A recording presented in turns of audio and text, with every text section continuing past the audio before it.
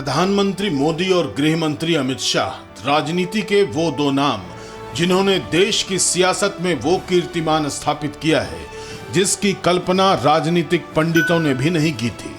प्रधानमंत्री मोदी के करिश्मे और अमित शाह की रणनीति की बदौलत आज कच्छ से कामरूप और कश्मीर से कन्याकुमारी तक भगवा परचम लहराया जा चुका है। लेकिन अब सबसे बड़ी चुनौती सामने है। मैं निश्चित रूप से देख रहा हूं कि ममता सरकार का मृत्युगंड बच चुका है। आने वाले दिनों में यहां भारतीय जनता पार्टी की 2/3 बहुमत की सरकार बनने जा रही है। पश्चिम बंगाल में विधानसभा की 294 सीटें हैं। बीजेपी ने 200 सीटें जीतने का टारगेट तय किया है। सवाल है कि ये कैसे मुमकिन होगा? क्या ममता के गढ़ में सेंध लगाना इतना आसान है? क्या बीजेपी बंगाल में 200 सीट जीत सकती है? अगर हां तो ये कैसे होगा? दशक भर पुराने दीदी के दुर्ग को ढहाने के लिए बीजेपी की रणनीति क्या है? कभी ये कहा जाता था कि बंगाल में लेफ्ट को हरा देना नामुमकिन है, लेकिन ममता बनर्जी ने इसे गलत साबित कर दिया। फिर ये कहा जाने लगा कि ममता बनर्जी को बंगाल में हरा देना असंभव है, लेकिन पिछले साल हुए लोकसभा चुनाव में बीजेपी ने बंगाल में दीदी के दुर्ग को दरका दिया। अब सवाल ये उठता है कि क्या बीजेपी अगले वर्ष होने वाले विधानसभा चुनाव में सत्ता के शीर्ष तक पहुंच पाएगी? तो इसका जवाब है कि बीजेपी जब भी किसी चुनाव में उतरती है पूरी प्लानिंग के साथ उतरती है। साथ ही उसके पास पीएम मोदी के जैसा एक चमत्कारी चेहरा है, अमित शाह के जैसा एक चुनावी चाणक्य है और जेपी नड्डा के तरह एक सीक्रेट रणनीतिकार है। और बीजेपी अगले वर्ष होने वाले चुनाव में पूरी ताकत के साथ उतर रही है। बीजेपी की तैयारियों से जुड़ा हमारा खास रिपोर्ट। ममता बनर्जी के दुर्ग को ढहाने के लिए बीजेपी ने पूरी मोर्चाबंदी की है। बीजेपी ने बंगाल को 5 जोन में बांटा है। इनमें उत्तरी बंगाल, राढ़बंग यानी दक्षिण पश्चिम जिले, नवदीप, मेदिनीपुर और कोलकाता शामिल है। 5 जोन में बीजेपी ने अपने 5 दिग्गज नेताओं को केंद्रीय पर्यवेक्षक के तौर पर नियुक्त कर रखा है। इनमें दुष्यंत गौतम, हरीश द्विवेदी, विनोद तावड़े, विनोद सोनकर पहले से इन 5 जोन में काम कर रहे हैं।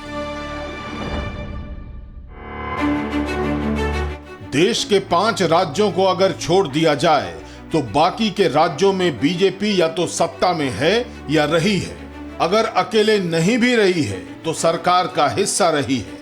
लेकिन केरल, मिजोरम, तमिलनाडु, तेलंगाना और पश्चिम बंगाल में बीजेपी को कभी सत्ता नसीब नहीं हुई। इसलिए बंगाल विजय पर बीजेपी का पूरा फोकस है। बीजेपी ने हर लोकसभा स्तर पर एक ऑब्जर्वर और कन्वेनर नियुक्त किया है। एक केंद्रीय पदाधिकारी, एक केंद्रीय मंत्री, एक संगठन महामंत्री, एक राज्य स्तरीय पदाधिकारी और एक लोकल नेता की टीम बनाई गई है जिनका काम संगठन को ठीक करना और बूथ लेवल पर मसले को देखना है। बीजेपी बंगाल में करीब 65,000 बूथ कमेटी बना चुकी है। अगले 20-25 दिन में 15 से 20 और बूथ कमेटी बना दी जाएगी। 14,000 से ज्यादा शक्ति केंद्र बनाए जा चुके हैं। बीजेपी ने अब तक की सबसे बड़ी चुनावी मशीनरी को बंगाल फतेह करने के लिए झोंक दिया है। बीजेपी के हर दिग्गज को कुछ न कुछ जिम्मेदारी मिली है। मसलन केंद्रीय पर्यटन मंत्री प्रहलाद पटेल को 6 लोकसभा सीट का काम देखने का जिम्मा दिया गया है। केंद्रीय जहाजरानी मंत्री मनसुख मांडविया को 6 लोकसभा क्षेत्र में चुनावी तैयारियों की देखरेख का जिम्मा सौंपा गया है। केंद्रीय जल शक्ति मंत्री गजेंद्र चौहान बंगाल के 5 लोकसभा क्षेत्र की कमान संभालेंगे। केंद्रीय राज्य मंत्री संजीव बालियान के पास 5 लोकसभा क्षेत्र की जिम्मेदारी है। तो केंद्रीय आदिवासी कल्याण मंत्री अर्जुन मुंडा को भी बंगाल के 5 लोकसभा क्षेत्र का जिम्मा दिया गया है। केंद्र ही नहीं, राज्यों से भी मंत्रियों को दीदी का सियासी किला ढहाने की जिम्मेदारी मिली है। यूपी के उप मुख्यमंत्री केशव प्रसाद मौर्य को हावड़ा और हुबली के 3 लोकसभा क्षेत्रों का काम दिया गया है। वहीं मध्य प्रदेश के वरिष्ठ कैबिनेट मंत्री नरोत्तम मिश्रा को भी बंगाल चुनाव में जिम्मेदारी दी गई है। नरोत्तम मिश्रा हावड़ा, हुबली, मेदिनीपुर के आसपास के इलाकों में चुनावी तैयारियों का काम देखेंगे। यूपी के तेज तर्रार संगठन मंत्री सुनील बंसल कोलकाता जोन में मोर्चा संभालेंगे, जहां पार्टी के राष्ट्रीय महासचिव दुष्यंत गौतम प्रभारी हैं। गुजरात के संगठन मंत्री भीखू भाई दलसनिया को बंगाल के नवदीप जोन का काम दिया गया है। हरियाणा के संगठन महामंत्री रविंद्र राजू को राड़बंग क्षेत्र का काम दिया गया है। हिमाचल के संगठन मंत्री पवन राणा को हुबली, हावड़ा, मेदिनीपुर क्षेत्र में लगाया गया है। बीजेपी के लिए बंगाल सबसे बड़ा चुनावी मैदान है, जिसे फतह करने के लिए बीजेपी आक्रामक योजना पर काम कर रही है।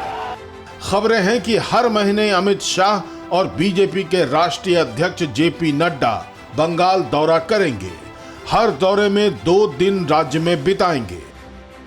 गृह मंत्री अमित शाह 19 दिसंबर को बंगाल पहुंच रहे हैं। 2 दिन बंगाल में रहेंगे। 1.5 महीने में ये दूसरी बार है जब अमित शाह पश्चिम बंगाल पहुंच रहे हैं। अमित शाह नवंबर के पहले हफ्ते में बंगाल पहुंचे थे। 2 दिन बंगाल में रहे। बांकुरा में बिरसा मुंडा की प्रतिमा पर फूल चढ़ाकर बंगाल दौरे की शुरुआत की। आदिवासी कार्यकर्ता के घर खाना खाया, फिर कोलकाता पहुंचे और 200 से ज्यादा सीटें जीतकर बंगाल विजय करने का टारगेट तय कर दिया। मैं निश्चित रूप से देख रहा हूं कि ममता सरकार का मृत्युगंड बच चुका है।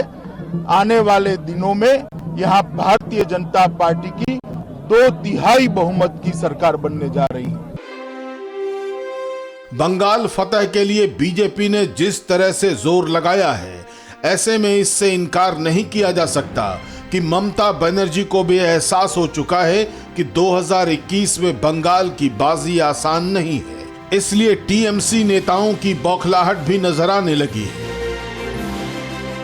আমি অবাক হয়ে যাব না যদি কোনোদিন শুনে ওরা যদি না পারে তাহলে মমতা ব্যানার্জিকে খুন করবে। ওরা দেখবেন খুন করবে।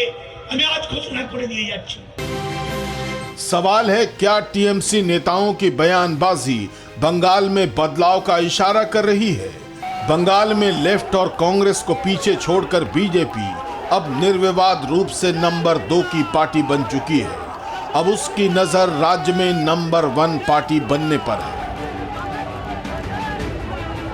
न्यूज़ टॉप 9 रोज सुबह 7 बजे और शाम 7 बजे सिर्फ TV9 भारतवर्ष पर।